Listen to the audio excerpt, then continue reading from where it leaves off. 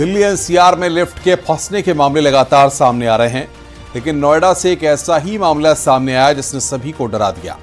ये जानलेवा भी हो सकता था। लिफ्ट का ब्रेक ही फेल हो गया। घटना रविवार की है। देखिए हमारी रिपोर्ट।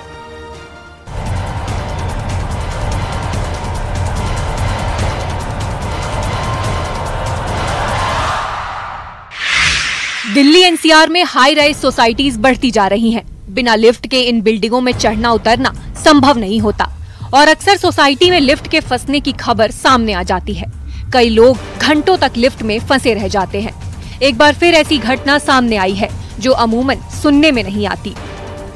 क्या ऐसा हो सकता है कि लिफ्ट का ब्रेक फेल हो जाए और वो टॉप फ्लोर की छत को तोड़कर बाहर निकल जाए?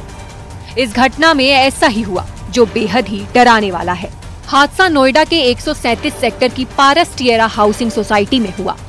एक बुजुर्ग महिला समेत 3 लोग लिफ्ट में सवार थे। लिफ्ट चौथे फ्लोर पर बिगड़ गई। लिफ्ट में मौजूद लोगों ने बाहर निकलने की कोशिश की, लेकिन लिफ्ट का ब्रेक फेल हो गया। वो नीचे आने की बजाय ऊपर की तरफ चल पड़ी। लोग बटन दबाते रहे, लेकिन लिफ्ट नहीं रुकी, जिसके बाद लिफ्ट 24वें फ्लोर की छत को तोड़ते हुए बाहर निकल गई। सोचिए मंजर कितना खतरनाक रहा होगा। इसके बाद तो पूरी हाउसिंग सोसाइटी में हड़कंप मच गया।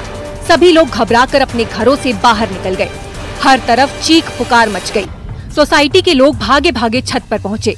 वहां जो देखा उससे सभी सन्न रह गए। लिफ्ट में फंसे लोगों को किसी तरह बाहर निकाला गया। लिफ्ट में फंसे 3 लोग घायल हो गए। पुलिस को सूचना दी गई। वो भी मौके पर पहुंची और लोगों से पूछताछ की।